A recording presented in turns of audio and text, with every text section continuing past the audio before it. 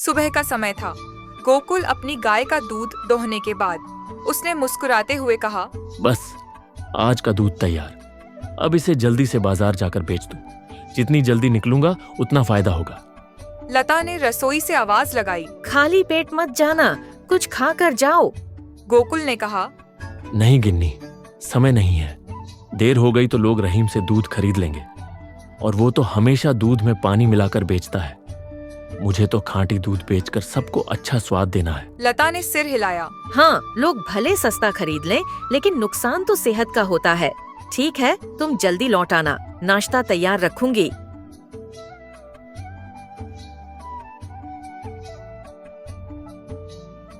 दूसरी ओर रहीम अपने घर में दूध में पानी और केमिकल मिलाकर सोच रहा था। गोकुल को क्या समझ आता है? लोग सस्ता दूध चाहते हैं, उन्हें क्या फर्क पड़ता है उसमें पानी है या नहीं। उसकी पत्नी नीलिमा ने कहा, लेकिन ऐसा करना सही नहीं है, लोग बीमार हो सकते हैं। रहीम ने झुंझलाकर कहा, तुम्हें कुछ नहीं समझता।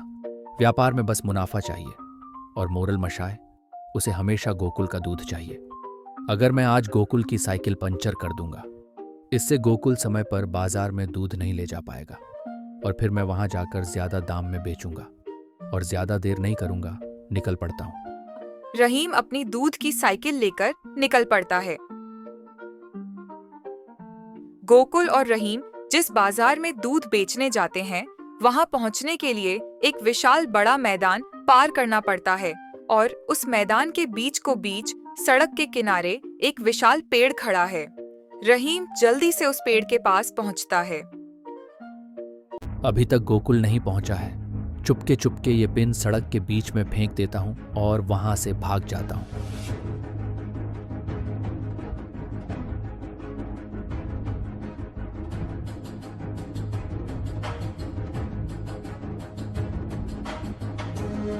कुछ समय बाद उसी सड़क से गोकुल आता है और अचानक ही गोकुल उस पेड़ के सामने रुक जाता है। अरे, साइकिल को फिर क्या हो गया? ये चल क्यों नहीं रही है? घर से तो ठीक ठाक आया था। गोकुल साइकिल से उतरकर देखता है कि उसकी साइकिल का टायर पंक्चर हो गया है। हाय भगवान, साइकिल तो पंक्चर हो गई और आसपास कोई दुकान भी नहीं है। अब क्या किया जाए? इतने सारे दूध के डिब्बे लेकर कहाँ जाऊं? रहीम तब तक बाजार पहुंच जाता है। फिर वह दूध बेचने लगता है। आइए भैया, आइए भाभी, लीजिए रहीम का स्वादिष्ट और शुद्ध दूध। ऐसा शुद्ध दूध चाहे जितना भी ढूंढ लें, कहीं और नहीं मिलेगा। आइए, जल्दी आइए। गोकुल को बाजार में न देखकर सभी लोग रहीम से दूध खरीदने लगते हैं और जब गोकुल बाजार पहुंचता है, तब कोई भी उसका शुद्ध दूध लेने नहीं आ रहा है। निराश होकर गोकुल घर लौट जाता है और इधर रहीम हाथ भर पैसे लेकर हंसते हंसते घर लौट जाता है।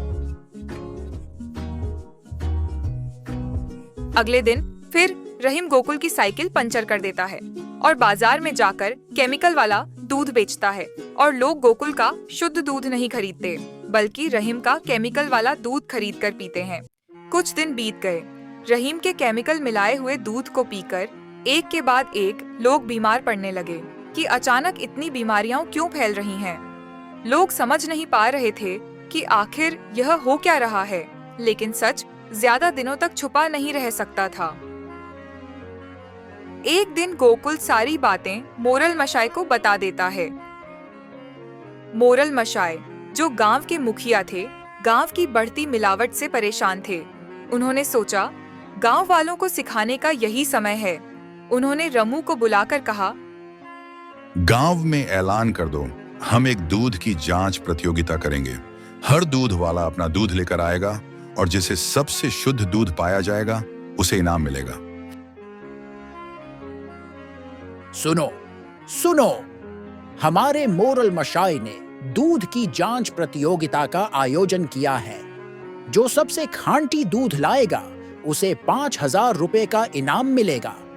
लेकिन अगर दूध में मिलावट पाई गई तो उसे गांव से निकाला जाएगा। गांव में सभी दूध वाले अपने अपने दूध लेकर इकट्ठा हुए। गोकुल ने अपने खांटी दूध को गर्व से रखा। रहीम थोड़ा परेशान था, लेकिन उसने सोचा, कौन पकड़ेगा? मैं पानी मिला चुका हूं, पर किसी को पता नहीं चलेगा। मोरल मशाय ने सबका दूध अलग अलग जांचा। गोकुल का दूध बिल्कुल शुद्ध निकला, लेकिन जैसे ही रहीम का दूध चखा, मोरल मशाय का चेहरा गंभीर हो गया। उन्होंने कहा, रहीम, तुम्हारे दूध में पानी और केमिकल मिला है, क्या तुम इसे स्वीकार करते हो? रहीम ने झूठ बोलने की कोशिश की। नहीं मोरल मशाय, ये तो आपका भ्रम है। मोरल मशाय ने दूध को जांचने के लिए गांव के बुजुर्ग रामू काका को बुलाया। उन्होंने कहा, इस दूध को उबालो, अगर ये असली होगा तो मलाई आएगी। जब दूध उबाला गया तो उसमें कोई मलाई नहीं निकली, लेकिन केमिकल निकलता है। रहीम ने सिर झुका लिया और कहा, मुझे माफ कर दीजिए, मैंने दूध में पानी और केमिकल मिलाया था। अब से ऐसा कभी नहीं करूंगा। इस बार तो माफ कर रहा हूं, लेकिन अगर अगली बार किसी ने मिलावट की तो उसे सजा दी जाएगी। मोरल मशाय, मेरे लिए सबसे बड़ी खुशी यह है कि मैं गांव वालों को शुद्ध दूध दे पा रहा हूं। पैसा मेरे लिए दूसरी बात है।